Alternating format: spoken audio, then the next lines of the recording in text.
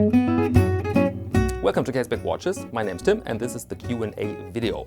Thank you very much for your participation during the video about Rolex as a stock. And yeah, now I will go through your questions. But first let me answer two questions I receive all the time. And the first one is this, the wooden thing you can't see on my right. Is this a coffin? Tim, is this a coffin? And the answer is no. This is some sort of closet for electric guitars. And I've made it myself in the late 18th century. At least this is my feeling. This was my first job. My first job was a carpenter. Long story short, school wasn't for me. Then I worked a little bit constructions and I went through the job training as a carpenter. And before you get your diploma, you have to manufacture a piece of furniture. And I chosen a closet for electric guitars. Contains now papers and a hidden bottle of red wine, I think. But that's the explanation. And the second question, are you some sort of Satanist because you have this skull on your desk? And one viewer wrote a comment that long. I should find Jesus and everything. And guys, this is not so serious. This is a traditional skull from Mexico. My girlfriend brought it from a journey, and it's decoration. And it cheers me up. It's a cheerful thing. I mean, look at this. It's a very beautiful, well-made skull. My little daughter calls him Oscar, and he can be very funny. Cheers me up every time I see this. And so this is, decoration. This is cheerful decoration for me, nothing more. Okay, now let's go through your questions. Let's begin with Francisco Salazar Jr. And he wants to know why buy vintage Datejust when you can buy a modern one which is made with better material and better movement. Good question. I mean, why do we watch old film? Why do we watch old movies? I'm talking about those movies, you know them, with Humphrey Bogart or Audrey Hepburn, those old Casablanca, for example. Every time a TV station airs Casablanca at 3 o'clock in the morning, they realize or they see that people actually watch the movie, the old movie. Although you can find similar stories in modern film, you can find vintage interiors in modern film, and with better light, with better audio quality, with better video quality. But the people want to watch the old stuff, and yeah, because I think it resonates in a certain way. The imperfection is attractive to some of us. And I think that's the explanation with vintage watches. And I knew a few people who bought vintage watches their age. And so you are, let's say, 30 years old, and then you have your 30-year-old Datejust on the wrist. And the idea is not exactly for me. I don't need this, but I see the reason behind it. And so I think resonation is the explanation for this phenomenon. Marty in Oregon wants to know, is that a Strat? Will you play us a song on it? He refers to the electric guitar on my right. Yes, this is a Fender Stratocaster from the 90s, made in the United States. I've played it 10 years, I think. And then I switched the style and I don't play it anymore, but I don't want to sell it because you receive your, what is it, $500 or $600 for it, and that's not worth it. I mean, maybe I will play it in the future. Here on the channel, I don't know, not tomorrow, but maybe in the future. Okay, next question comes from Marcos F. Swiss-made Patek Philippe 5170 or made in Germany A. Lange Söhne Datograph. Which watch design history would you prefer and why? Patek. Yeah, I like the design more. Matter of taste, I think. Cannot explain this pretty good. I don't like on the datograph the big date. It's not for me. And I find the history of Patek Philippe more compelling because it's longer, it's richer. And for me as a German person, it's more exotic than A. Lange Söhne. I mean, nothing against Lange. I had the Lange 1 here on the channel and it was gorgeous watch. But I find Patek Philippe as a brand more exciting, and yeah, and this particular chronograph I like more. I like the design more, and so Patek is the answer. Tim Schubert wants to know, what do you think about Breitling as a brand? Confuses me. Breitling confuses me a bit because on the one side you see all those chronographs from the 90s and they look, in my eyes, super dated. outdated. They look old, like a TV show from the 90s. You cannot watch this anymore.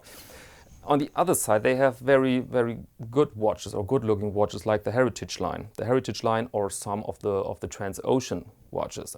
Great, marvelous timepieces. I think for me personally too big, but I can see the value and I can see the beauty in it. But on the other side, you have still those outdated watches, and so yeah, confuses me. This is this is the answer to that question. Breitling, you are confusing me. Okay, next question comes from the new Sigmund Freud. Okay, thank you very much, Mr. Freud. If you could have just 1, 2, 3, 4 or 5 watches and you choose 1 or 5 and you got 15,000 US dollars to buy it with, which watches would it be? And talking watches to keep and use, not thinking of selling it or trading it later on. Tough question. I mean, I could easily name 5 watches I want to purchase in the near future, but they are all very pricey, and so 15,000 is not enough, so I have to pick some. And the first I'd like to own is a Cartier Tank Americaine in gold. So this is super pricey, unfortunately. Then I really love to own, also gold, the Rolex President on leather. I don't need the bracelet, but I want the Rolex President date on a nice Horween leather strap. Also very, very pricey.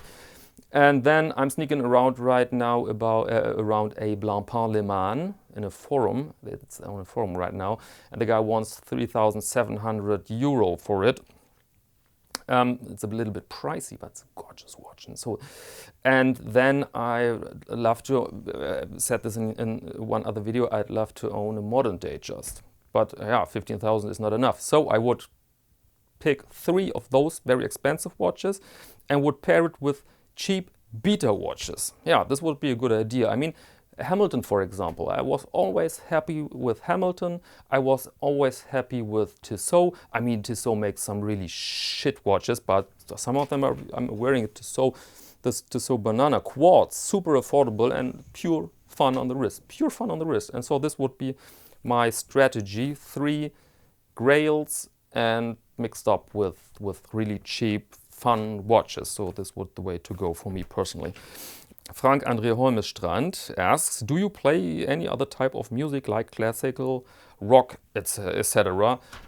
No, I only play sometimes a little bit fado, a piece of fado, but overall I play swing a la Django Reinhardt. And this is not a habit, this is a sort of mission. And so, no, answer is no. Next question comes from Jose Mateo Borza, and he wants to know if other watch brands were stock, which would you buy into? Eterna, and I will explain this in one of the next videos. Jared Stevens wants to know my birthday and my age. and he writes, if it's too personal, I get it.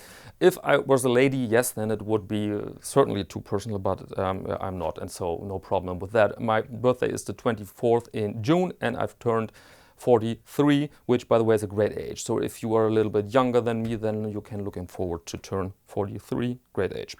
Okay, so next question. Richard Bartram, do you ever buy a watch as a project to restore or repair?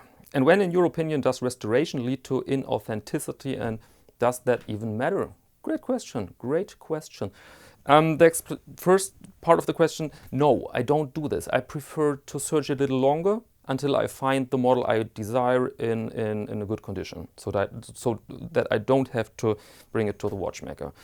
Because the watchmaker is the problem. Sometimes they are able to fix a watch or to restore a watch, but it can take months. And then something is missing. I mean, we're talking about normal people, right? And they make flaws, and sometimes they are simply not in the mood. Sometimes you ask your watchmaker in January, can you restore a classic chronograph from Universal Genève from the 40s? And he says yes. And then in December he says no, because he has realized that this is a heck of work. And he have other projects there, and then he doesn't want to do it anymore, and then you are there with your train wreck. And so, no, I don't do this. Okay, now let's go to the second part of the question, inauthenticity, and does that even matter?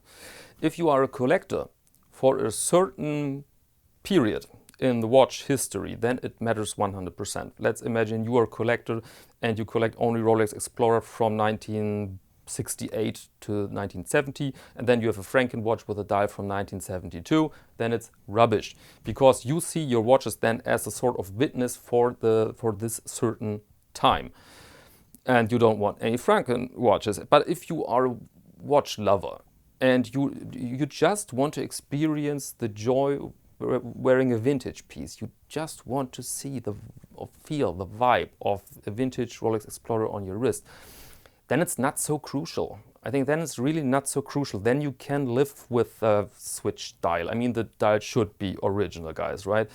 But if the dial then differs a little bit from 1 or 2 years, then not a big drama, right? Or if you, for me, my personal decision is always I want the original dial, and I want it not restored. I don't want to see any new varnish on a dial. I hate this. Acceptable for me is replaced lume, because you don't want broken lume in your watch. And it's acceptable for me because I want to wear it if somebody replaces the plexi with a modern sapphire. In fact, I'm happy about that. I mean, sometimes it's a great improvement. Or if the original crowns are not longer available and somebody replaces them with a generic crown which fits the model, the style, the look, absolutely fine for me. Of course, I want then a better price for it, but it's fine. And for a collector, this is not fine. This is, yeah, as I said, this is then not longer acceptable. And so you have to decide, are you the die-hard collector with all the knowledge behind it, or are you I am just a watch lover who wants to experience the model, the overall look, the vibe of the timepiece.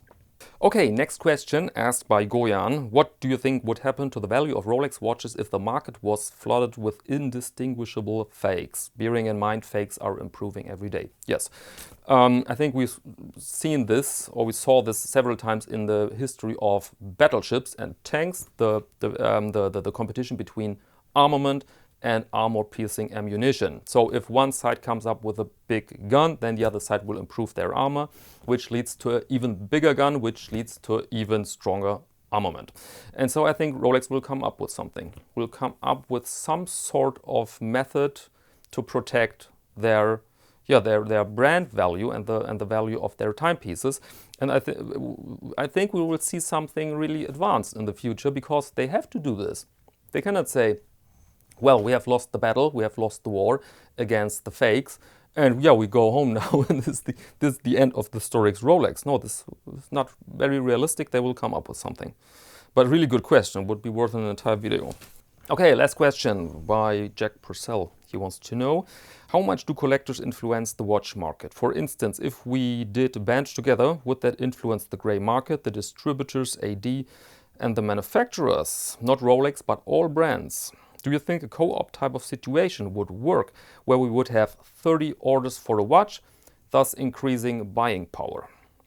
Yeah, good question. I think the answer is yes.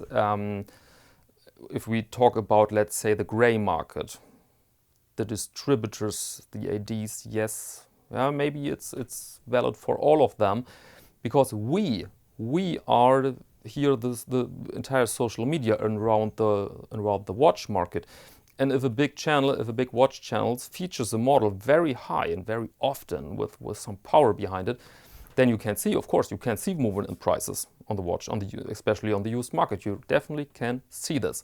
And I think even I, with my small channel, I have affected the price. I'm talking about my Oris Pointer date.